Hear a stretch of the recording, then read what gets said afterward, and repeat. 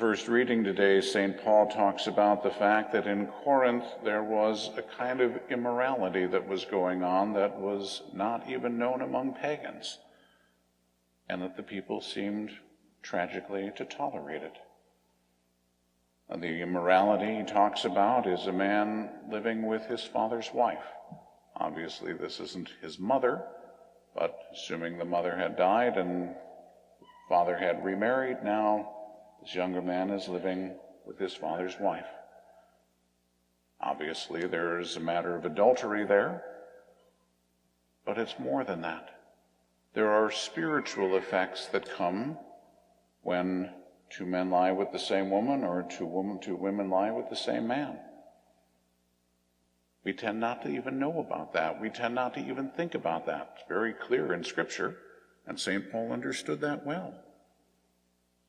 And that's exactly what he is condemning. It's certainly the adultery that's being condemned, but more than that, recognizing the spiritual ramifications that come from this.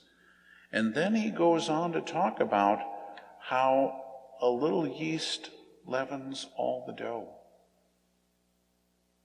Now, the problem, even with that St. Paul talks about, is the pride that is there in these people. So in other words, not only are they not dealing with the fact that somebody is doing something so despicable, but they're so caught up in themselves with their boasting and their bragging and all their pride,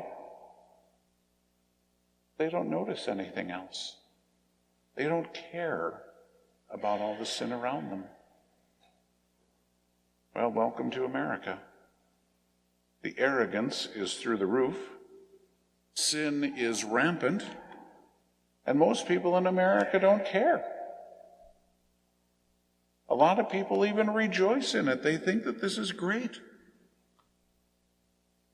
It is not. It is destructive. It is not only destructive of the individuals who are involved in the sin, but as St. Paul says, a little yeast leavens all the dough. All of us are going to be affected by this, and we are. There is not a single one of us who can say that we have not been affected by what's going on in society. And by that, I don't simply mean the fact that there are people who are sinning and somehow that affects us. No. I'm talking about the fact that our society has gone so far astray, and a lot of people don't even notice. This is one of, well, I guess it's Karl Marx's thing. Saul Alinsky fell right in line with it. And the idea, and you can see what's going on, just look at what has happened in America over the last few months. What Marx said is to happen is that you push. And you push until there's enough pushback. But you've already now moved the line of acceptability. And as soon as there's enough pushback, then stop. You don't pull it back, you stop it there. And then you wait for a little bit, and then you start pushing again. And then when there's enough pushback, then you stop again. You wait for a while, and then you start pushing it again. Each time it's moving the line further and further and further away. So what are we hearing in America now? Well, this is the new normal. Really? There's nothing normal about it. It is not normal for human beings to be 6 feet apart from one another. It's not normal for human beings to be covering their face when they try and talk to somebody. It is not normal for us to be locking ourselves in the house for months at a time. It is not normal for us to be acting the way that we are because of what's going on. But you see what they're doing? They're conditioning things. A little leaven goes a long way. We've gotten used to it. It's not that big a deal. It is a big deal. Think back 6 months ago and ask if you were told 6 months ago to do what we're doing today, what would you have thought? But they just did it incrementally. Let's just lock everything down for a while, get people used to that. Then we'll scare the heck out of them. Then we'll tell them that they have to wear masks. And then we'll tell them they have to be 6 feet apart. Then we'll tell them that then. And little by little, the old frog in the water starts boiling away and just continues to sit there. Here we are. And then we look at what happened with Jesus. These people are looking for anything that they can find against him. So he calls the man up with withered hand, doesn't touch him, doesn't do anything, simply speaks the word. And what is the response? They became enraged and discussed together what they might do to Jesus. What's going on in America? Anyone who wants to say something different from the narrative is being shut down. The truth enrages these people. They're a bunch of liars. They are people who do not have your good in mind at all. And when somebody wants your good, which is the truth, they get enraged. They shut it down. They do not want for you what is good. They know that what they're doing is bad. They're doing it on purpose.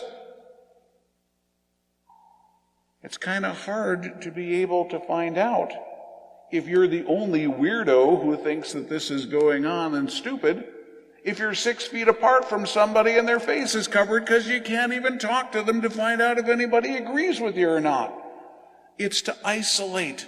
That's what they're trying to do. It's to divide, it's to isolate, and we're just going along with it.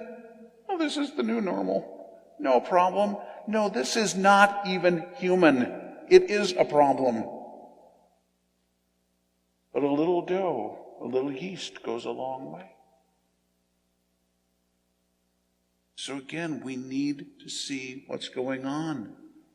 We need to recognize that especially for those who are old enough to be able to look back over 30, 40, 50, 60, 70 years, this is not normal.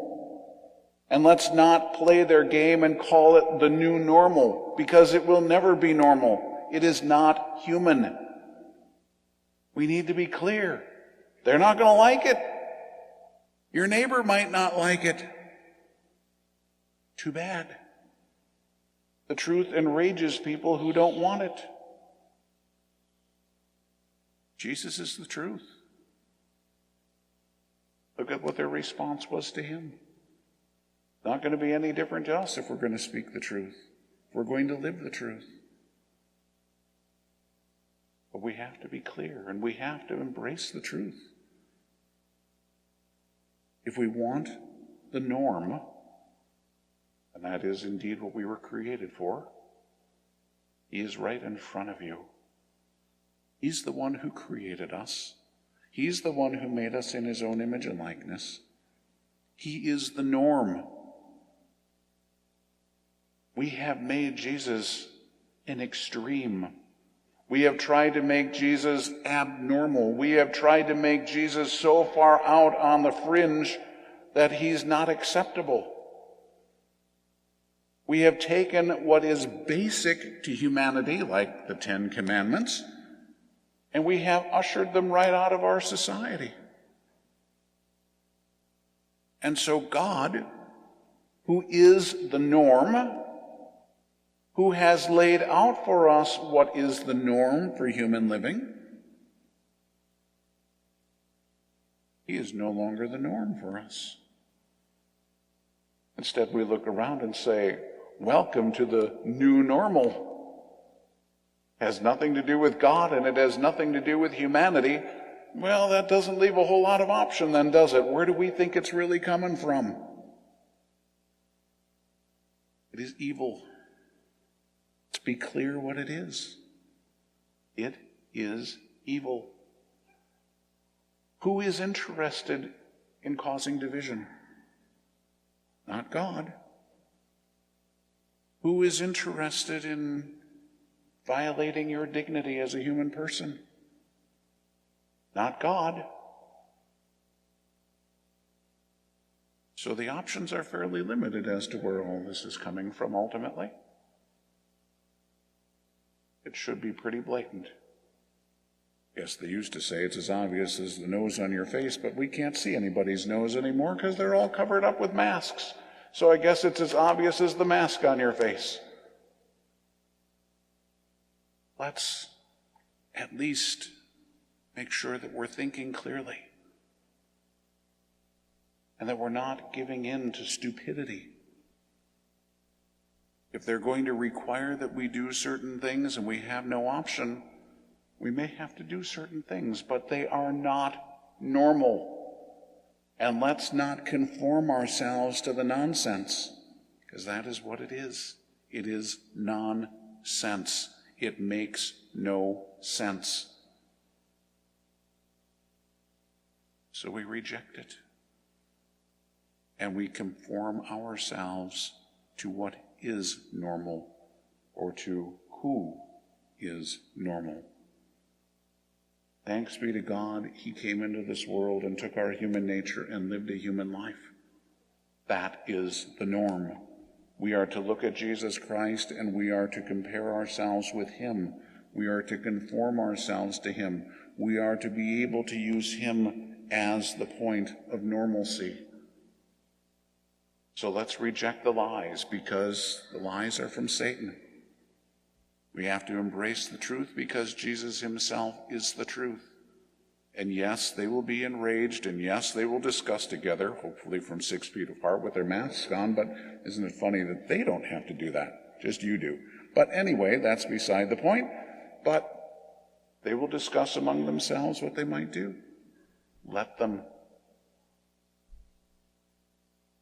Because we are not created for this nonsense. We are created for God. We are created to live the fullness of our humanity. That's what God is calling us to. So there is no such thing as a new normal. What is normal has always been and always will be. And in case we had a question, just look at who is right in front of you, front and center. There is the norm for human life, for human living. And if there is something that goes contrary to Jesus Christ, it is a lie. It is not normal, and it never will be.